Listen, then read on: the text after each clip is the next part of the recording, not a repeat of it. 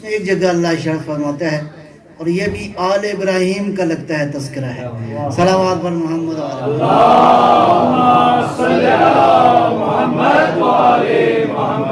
بلکہ یقیناً یہ آل ابراہیم کا ذکر ہے۔ الم تر کیفا، دیکھتے نہیں ہو تم، غور نہیں کرتے، دیکھتے نہیں ہو یعنی توجہ کے لیے ہے، اللہ کی توجہ ہے، تم نہیں توجہ کر رہے۔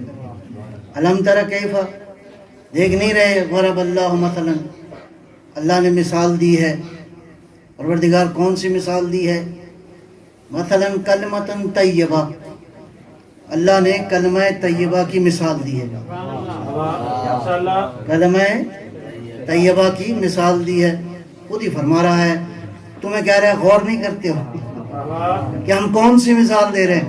اللہ اکبر، یہ جو پہلے ہے الم تر کیف فعل ربک باصحاب الفیل، غور نہیں کرتے، اس میں بھی حضرت عبد المطلب کے فضائل موجود ہیں۔ یہ سورہ فیل جو ہے عبد المطلب کے ایمان پہ دلیل ہے۔ یہ عبد المطلب کی شان میں اللہ نے فرمایا کہ دیکھو عبد المطلب کا یقین اتنا طاقتور تھا کہ اللہ نے ابابیلوں کو بھیج دیا۔ صلوات بر محمد آل محمد۔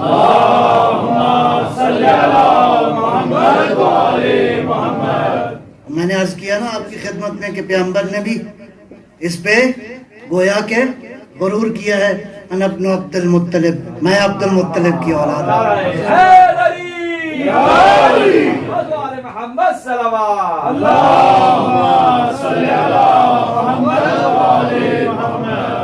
تو الم تر کیف، دیکھتے نہیں ہو کہ ضرب اللہ مثلا، اللہ جو ہے مثال دے رہا ہے کس کی؟ پروردگار، کلمۃ طیبۃ کشجرۃ طیبہ، اللہ اکبر، یہ جو کلمہ طیبہ ہے اللہ کہتا ہے یہ شجرہ طیبہ کی طرح، یہ اس شجرہ طیبہ کی خصوصیات کیا ہیں قرآن نے جو بیان کی ہیں؟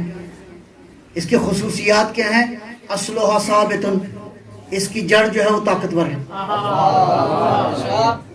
وہ فرعها، اس کی جو شاخیں ہیں فی السماء، آسمانوں تک ہیں، یہ ایسا شجر ہے کہ زمین پہ مضبوط ہے، اس کی شاخیں آسمان تک ہیں۔ تیسری خصوصیت جو شجر میں نہیں ہوتی، اللہ فرماتا ہے اس شجر کو عام شجر سے نہیں ماپو، اس کا قیاس باقی کسی اور شجر پہ نہ کرو، جس طرح میں نے عرض کیا کہ نوح کی کشتی میں اور دنیا کی کشتیوں میں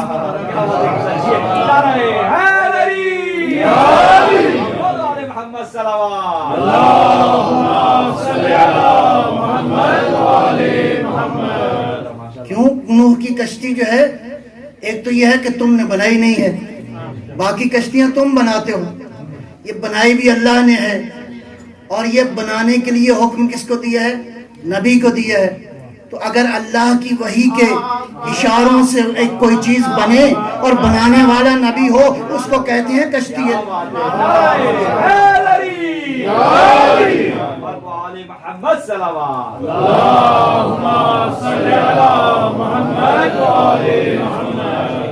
تو اتی اکلہا، اس کا پھل جو ہے کھایا جا سکتا ہے، کھا سکتے ہیں، کون کھا سکتے ہیں؟ کل حین، نہ گرمی کی پابندی، نہ سردی کی پابندی، نہ موسموں کا اس کے اوپر، گویا اس کا پھل ایسا ہے کہ ہر زمانے میں کھا سکتے ہو۔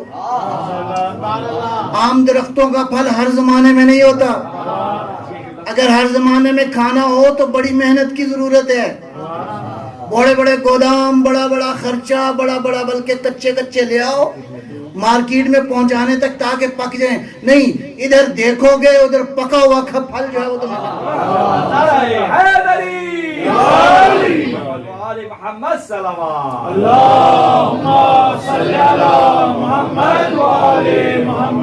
اور اگلی خوبصورت بات یہ ہے بِإِذْنِ رَبِّهَا، اللہ کے اذن سے یہ سارا سال، سارا مرحلہ، جب تک یہ شجر ہے، جب تک یہ شجر رہے گا، اللہ کے اذن سے تم اس کے پھلوں سے استفادہ کر سکتے ہو۔